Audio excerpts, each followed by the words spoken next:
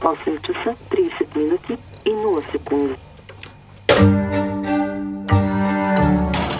Железничар бил на обичайния си обход, когато се натъкнал на невероятна гледка. Релсите и земята около тях. Да, господин министър. Нали си имаме герой? Цанко Петров се казва. Имаше ли някакъв момент на колебание, преди да се обадите в полицията? Не се колебах.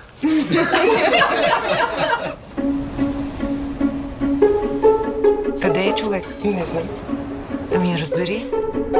Иване, свали си панталона. Часовникът ти сега ще ви слагат друг.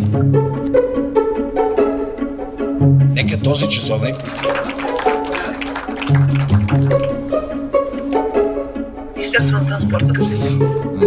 моя личния. И къде е моят часовник?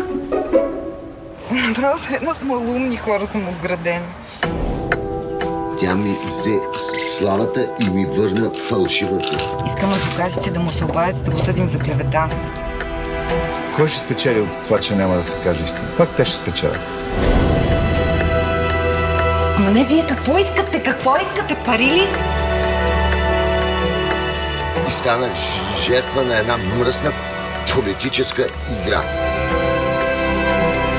Той си го проси направо. Извиняваш се на министъра? Нищо ровно.